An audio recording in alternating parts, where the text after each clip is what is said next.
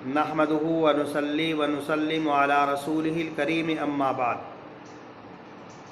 आज का उन्वान है कीमती नसीहतें। हज़रत अबू हुरैरा रज़ियल्लाहु ताला अन्हु से मरवी फरमाते हैं कि रसूल अकरम सल्लल्लाहु अलैहि वसल्लम ने इरशाद फरमाया कि अल्लाह तबारक व ताला ने मुझे चंद चीज़ों का हुक्म दिया। नंबर 1, ज़ाहिर व बातिन में अल्लाह से डरना। आदमी जलवत में हो या खलवत व तन्हाई में अल्लाह का खौफ गालिब रहना चाहिए। नबी अकरम सल्लल्लाहु अलैहि वसल्लम ने इरशाद फरमाया, इत्तक़िल्लाह हैसुमा कुन्ता, कि जहाँ पर भी तुम हो, जिस जगह पर भी तुम हो, मस्जिद में हो, बाज़ार में हो, घर से बाहर हो, मैदान सियासत में हो, मैदान तिजारत में हो, किसी भी मैदान में हो, अल्लाह से डरो, तक़वा परहेज़गारी इख्तियार करो। इसलिए कि जो हज़रात अल्लाह से डरते हैं, तक़वा परहेज़गारी इख्तियार करते हैं, तो ऐसे लोग गुनाहों से, मासियतों से महफूज रहते हैं। और अल्लाह तबारक व तआला ने कुरान करीम में ऐसे लोगों के लिए 4 वादे फरमाए। नंबर 1, अगर वो किसी मुसीबत में, किसी मुश्किल में फंस जाता है और उस मुसीबत से, उस मुश्किल से निकलने का बज़ाहिर कोई रास्ता नहीं होता, तो अल्लाह तबारक व तआला तक़वे की बरकत से उस मुसीबत से, उस मुश्किल से उसको निकाल देते हैं। दूसरे, अल्लाह तबारक व तआला उसको ऐसी जगह से रोज़ी मुहैया करते हैं, ऐसी जगह से रोज़ी उसको मरहमत फरमाते हैं कि उसको वहम गुमान भी नहीं होता। और तीसरे, जो मुश्किल काम होता है, जिसका करना दुश्वार होता है, मुश्किल और दुश्वार काम अल्लाह तबारक व तआला उसके लिए आसान फरमा देते हैं।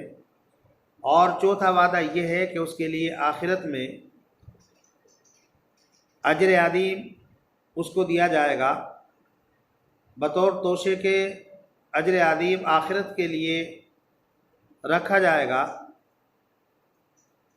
इसलिए हमारे लिए लाज़िम और ज़रूरी है कि हम अल्लाह से डरें, तक़वा इख्तियार करें।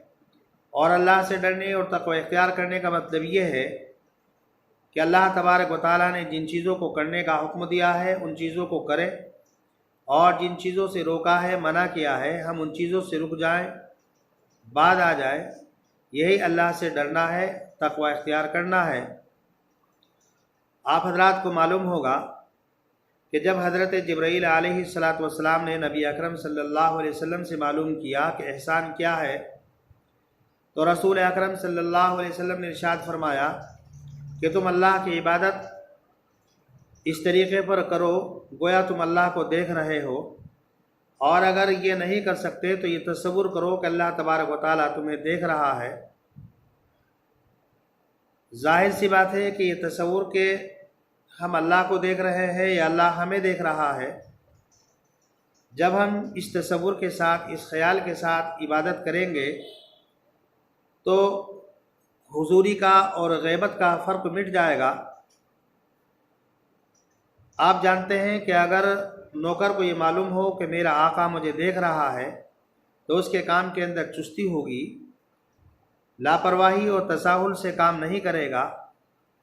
और अगर ये तसव्वुर हो कि मेरा आका मुझे नहीं देख रहा है, तो ज़ाहिर सी बात है कि उसके काम के अंदर सुस्ती होगी, तसाहुल से काम करेगा, मेहनत से काम नहीं करेगा।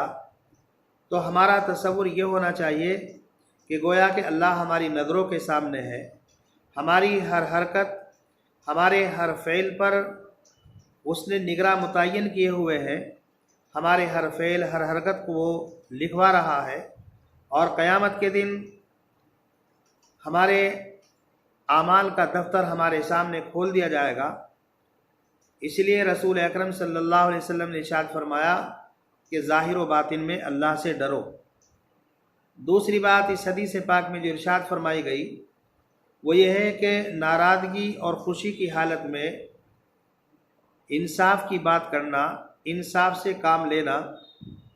खुशी की हालत में इंसाफ करना, इंसाफ की बात कहना आसान और सहल होता है, इसलिए कि इंसान खुशी की हालत में اپنے ہوش و حواس پر کنٹرول رکھتا ہے، اپنے جذبات پر قابو رکھتا ہے، لیکن جب آدمی غصہ ہوتا ہے، ناراضگی کی حالت میں ہوتا ہے، تو اپنے ہوش و حواس پر کنٹرول رکھنا، اپنے جذبات پر قابو پانا تھوڑا مشکل ہوتا ہے۔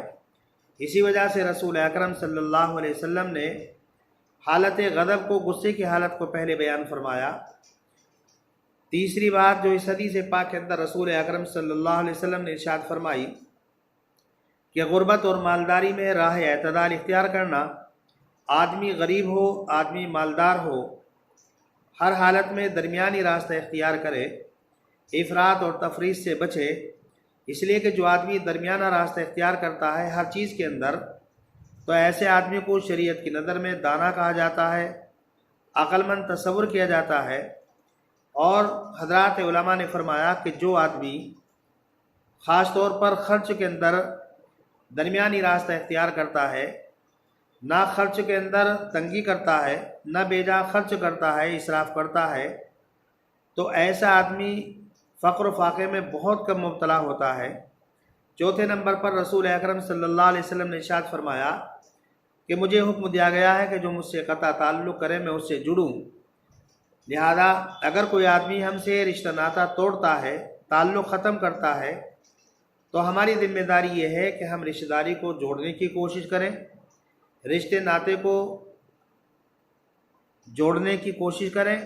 اگر کوئی ہم سے نفرت کرتا ہے تو ہم اس سے محبت پیار کریں، اور اگر کوئی ہم سے بھاگتا ہے، اگر کوئی آدمی ہم سے دوری اختیار کرتا ہے، تو ہماری ذمہ داری ہے کہ ہم اس کو قریب لانے کی کوشش کریں، اس کے بعد کو ختم کریں۔ پانچویں نمبر پر رسول اکرم صلی اللہ علیہ وسلم نے ارشاد فرمایا کہ مجھے اس بات کا حکم دیا گیا ہے کہ جو مجھے محروم کرے میں اس کو دوں، لہذا ہماری ذمہ داری یہ ہے کہ اگر کوئی آدمی ہمیں اگنور کر رہا ہے، ہمیں کوئی آدمی محروم کر رہا ہے، ہمیں کوئی آدمی نظر انداز کر رہا ہے، تو ہماری ذمہ داری یہ ہے کہ ہم اس کو نظر انداز نہ کریں، ہم اس کو اگنور نہ کریں۔ اگر ہمارے پاس کوئی چیز تقسیم کے لیے ہے، ہمارے پاس کوئی چیز دینے کے لیے ہے، تو جس نے ہمیں محروم کیا، جس نے ہمیں نظر انداز کیا، ہم سب سے پہلے اس کو وہ چیز دیں۔ چھٹے نمبر پر رسول اکرم صلی اللہ علیہ وسلم نے ارشاد فرمایا کہ مجھے اس بات کا حکم دیا گیا ہے کہ جو میرے اوپر ظلم کرے میں اس کو معاف کروں۔ بزرگان محترم، اگر کوئی آدمی آپ پر ظلم کر رہا ہے، آپ کو ستا رہا ہے، تو شریعت نے آپ کو اس بات کی اجازت دی ہے کہ ظلم کے بقدر آپ اس سے بدلہ لے سکتے ہیں، انتقام لے سکتے ہیں، لیکن بہترین انتقام یہ ہے کہ آپ انتقام نہ لیں، بہترین بدلہ یہ ہے کہ آپ اس سے بدلہ نہ لیں، اس کو معاف کریں، اس کی غلطیوں کو درگزر کریں۔ اس لیے کہ رسول اکرم صلی اللہ علیہ وسلم کی سیرت طیبہ ہمارے لیے اسوہ ہے، ہمارے لیے نمونہ ہے کہ رسول اکرم صلی اللہ علیہ وسلم نے اپنی ذات کے لیے کبھی کسی سے انتقام نہیں لیا، آپ نے کبھی کسی سے کوئی بدلہ نہیں لیا، آپ نے اپنے قاتلوں کو معاف کیا، درگزر کیا۔ لہذا ہمیں بھی چاہیے کہ ہم ظالم سے ظلم کا بدلہ نہ لیں، بلکہ ظالم کی مدد کریں۔ رسول اکرم صلی اللہ علیہ وسلم نے ارشاد فرمایا، اپنے بھائی کی مدد کرو، وہ مظلوم ہو یا ظالم ہو۔ حضرات صحابہ نے پوچھا کہ اللہ کے پیغمبر، مظلوم کی مدد تو سمجھ میں آتی ہے، لیکن ہم ظالم کی مدد کیسے کریں؟ تو رسول اکرم صلی اللہ علیہ وسلم نے ارشاد فرمایا، ظالم کو ظلم سے روک دو، یہ اس کی مدد ہے۔ لہذا ہمیں بھی کوئی ایسی تدبیر اختیار کرنی چاہیے کہ ظالم اپنے ظلم سے رک جائے، نہ کہ یہ ہے کہ ہم اس سے انتقام لیں اور اس سے بدلہ لیں۔ ساتویں نمبر پر رسول اکرم صلی اللہ علیہ وسلم نے ارشاد فرمایا، میری خاموشی فکر ہو، جب میں خاموش رہوں تو مجھے چاہیے کہ میں کائنات کے اندر غور و فکر کروں۔ اللہ نے اتنا بڑا آسمان بنایا جس کے نیچے کوئی ستون نہیں، اللہ نے اتنی بڑی زمین بنائی، اللہ تبارک و تعالیٰ نے ہمارے لیے زمین کو گودام بنا دیا، آسمان کو ہمارے لیے سائبان بنا دیا، اللہ تبارک و تعالیٰ نے ہمیں زندگی دی، ہمیں پیدا کیا۔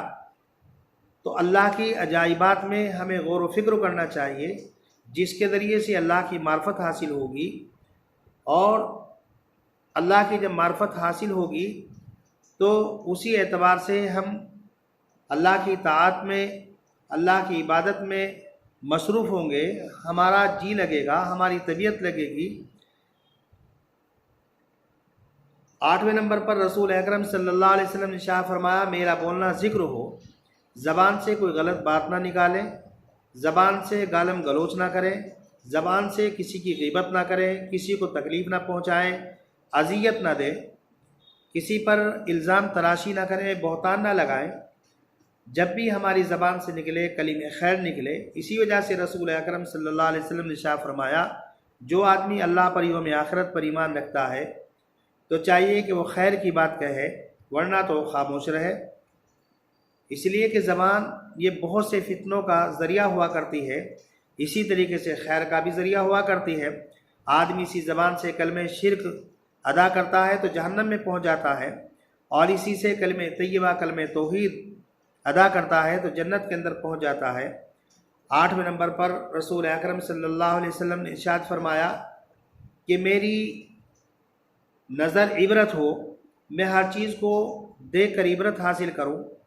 मेरे जहन के अंदर ये बात होनी चाहिए कि आज मैं जिस जगह हूँ कल यहाँ पर कोई और था, जिस मकान में मैं रहता हूँ मुझसे पहले कोई और रहता था। जिन लोगों ने दुनिया के अंदर अल्लाह को पहचाना, अल्लाह की इबादत की, अल्लाह को राज़ी किया, आज दुनिया के अंदर उनका नाम लिया जा रहा है। और जिन लोगों ने अल्लाह की नाफरमानियाँ की, मासियतों में मुब्तला रहे, दुनिया के अंदर उन्होंने जुल्म उठाए, दूसरों के हुकूक पर डाका डाला, आज उन लोगों का जिक्र बुराई से किया जा रहा है। आज उन लोगों के नाम तारीख़ की किताबों से मिटा दिए गए। इसी वजह से अल्लाह तबारक व तआला कुरान करीम में फरमाता है कि ज़मीन की सैर करो और देखो झुटलाने वालों का अंजाम कैसा हुआ। जिन लोगों ने अल्लाह की नाफरमानी की, जिन्होंने रसूलों का इनकार किया, उन लोगों का अंजाम क्या हुआ। और जिन लोगों ने अल्लाह की ताअत इबादत की, अल्लाह को राज़ी किया, रसूलों की पैरवी की, सही रास्ते पर चले, सिराते मुस्तकीम पर वो चले, उन लोगों का अंजाम कैसा रहा। तो हमारी नज़र इबरत होनी चाहिए, हम जिस चीज़ को भी देखें उससे इबरत हासिल करें। अल्लाह तबारक व तआला ने कुरान करीम में बहुत से लोगों के वाक़यात, बहुत सी उम्मतों के वाक़यात को ज़िक्र किया है, और मकसद उनका यही है कि हम उन वाक़यात को पढ़ें, उन कहावतों को पढ़ें, उन किस्सों को पढ़ें और उनसे इबरत हासिल करें। और आखिर में रसूल अकरम सल्लल्लाहु अलैहि वसल्लम इरशाद फरमाते हैं कि अल्लाह तबारक व तआला ने मुझे नेकी का हुक्म दिया है कि मैं लोगों को भलाई का हुक्म करूं, लोगों को सीधा रास्ता दिखाऊं। इसलिए कि हदीस शरीफ मशहूर है, नबी अकरम सल्लल्लाहु अलैहि वसल्लम इरशाद फरमाते हैं, जो आदमी किसी मुनकर को देखे, बुराई को देखे, तो चाहिए कि उसको मिटा दे, उसको ख़त्म कर दे। अगर हाथ से मिटा सकता हो तो हाथ से मिटा दे, हाथ से मिटाने की ताकत ना हो तो ज़बान से वाद कर दे, ज़बान से लोगों को नसीहत कर दे, लोगों को समझा दे। और अगर ये भी ना कर सकता हो तो कम से कम दिल में बुरा समझे। और दिल में बुरा समझने का मतलब ये है कि ये इरादा करे कि जब भी अल्लाह तबारक व तआला इस बुराई को मिटाने की ताकत और क़ुव्वत मेरे अंदर पैदा करेगा, मैं इस बुराई को इंशाअल्लाह मिटाऊँगा। बुज़ुर्गान मोहतरम, ये चंद नसीहतें रसूल अकरम सल्लल्लाहु अलैहि वसल्लम को अल्लाह तबारक व तआला ने इरशाद फरमाई। अब हम सब लोगों की ज़िम्मेदारी है कि हम भी नसीहतों को अपनी ज़िंदगी में अपनाएं और इन नसीहतों पर हम लोग अमल पैरा हों। अगर हम इन नसीहतों पर अमल करेंगे तो इंशाअल्लाह सुम्मा इंशाअल्लाह दुनिया के अंदर भी कामयाबी हासिल होगी और आखिरत के अंदर भी हमें सुरखरुई हासिल होगी। अल्लाह तबारक व तआला से दुआ है कि अल्लाह तबारक व तआला हमें अमल करने की तौफीक मरहमत फरमाए। वमा अलैना इल्लल बलाग।